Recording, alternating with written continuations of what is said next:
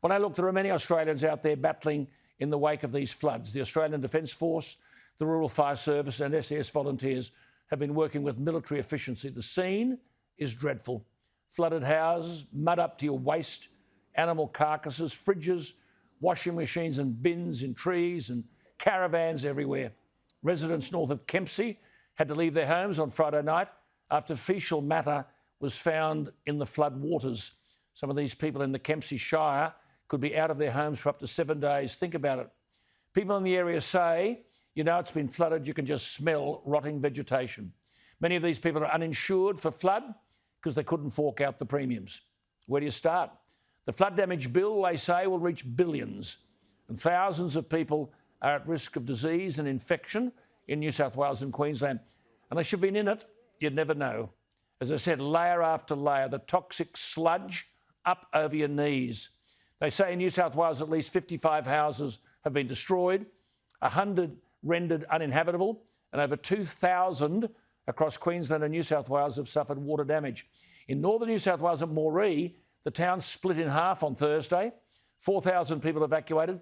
3 people were trapped in a giant sinkhole. Think about this. The ground gave way beneath them. Where do you start? Some farmers are saying they've lost more than half of their livestock. All Central Coast beaches have been closed, at least until tomorrow. Don't go swimming because of flood contamination. That's coastal lagoons, waterways, rivers, lakes, the lot. Stay clear. The Prime Minister's announced a $5 million loan available in flood-affected areas, a 10-year loan with no payments for 2 years for businesses up to $250 million in turnover. In the midst of all of this, yesterday, doing his bit, is the man who won 25 seats from Labor in 2 elections, Tony Abbott. Have a look at him. Since then, the coalition has barely won and is in dire straits of losing the next election. Here he is, a true representative of the people, someone who won't forget the flood victims. I well recall as Prime Minister of Australia, Mr Abbott, being asked by President Obama, what can I do for you? Prime Minister Abbott answered nothing. He then stood up to Putin, remember? When the Malaysian Airlines flight was shot down, he managed to ensure the bodies of 38 Australian victims were returned to Australia. He wanted us to purchase Japanese-built submarines. Now look what Turnbull and Pyne have left us with. He wouldn't sign the Paris Agreement unless all nations agreed to the same conditions. And here he is at the weekend. Honestly, I honestly don't think anywhere in the Western world we have seen a leader like this, Tony Abbott. But on this flood relief, I was interested in an email sent to me by Murray Watt, a Labor senator for Queensland, well-credentialed, a Bachelor of Commerce, Bachelor of Laws, a Chief Associate. He was Chief of the Staff, Judge Associate. He was Chief of Staff to Anna Bligh. He was in the State Parliament of Queensland for 3 years, then elected to the Senate.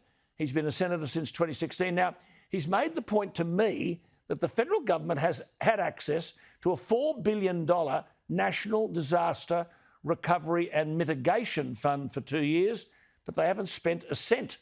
Senator Murray Watt joins us. Murray, what the hell's going on? Where is this $4 billion? Well, I'm afraid to say, Alan, that it's sitting in Scott Morrison's bank account. As you say, nearly 2 years ago in the 2019 federal budget, Scott Morrison announced a new $4 billion Natural Disaster Recovery and Mitigation Fund. And we're now sitting here 2 years on and not a single cent has been spent from that fund. We've been through 2 disaster seasons since that announcement was made, and not a cent has been spent on a flood levy, on a cyclone shelter, on a fire break, or anything at all, which might have protected people from the kind of disasters we're seeing now. Whose portfolio is this?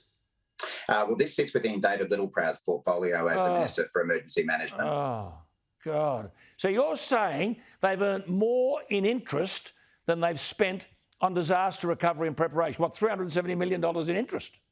That's right. I mean, that's one of the amazing discoveries we've made in the last few days, is that not only has the government not spent a cent from this fund in 2 years, but by sitting in the government's bank account, they've actually earned nearly $400 million in interest. Now, this fund is supposed to be spending $200 million a year on disaster recovery and mitigation. So they've actually earned more in 2 years than they should have spent in disaster recovery and mitigation projects. It's outrageous, and it's left Australians stranded. And the Department of Home Affairs, as I understand, last week confirmed that not a single disaster mitigation project had been selected or funded under this $4 billion emergency response fund since the program was announced. Now, you're saying there have been over 70 applications. Where are they? What did happen just before Christmas is that the government finally got the message that we should be using this funding to protect our fellow Australians. And they rushed out an announcement that they were going to use this fund to set up a new fund. So a fund within a fund, and that would be used for flood mitigation purposes for $50 million worth of funding. Now, they've called applications for that. Applications have now closed. But if they don't get a wriggle on, we're not going to have any of these projects built by the next disaster season. And I mean, we all knew about this. I mean, La Nina, everyone was being told it was going to rain. And so you're saying Littleproud's responsible for this and he's done nothing. If you had a shot at him, he's a fellow Queenslander.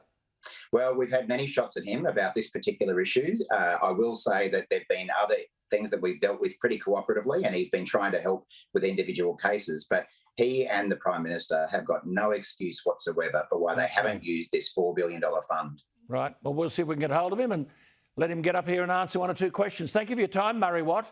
That's Senator Murray Watt from Queensland, the Shadow Minister for Disaster and Emergency Management, a Labor senator from Queensland.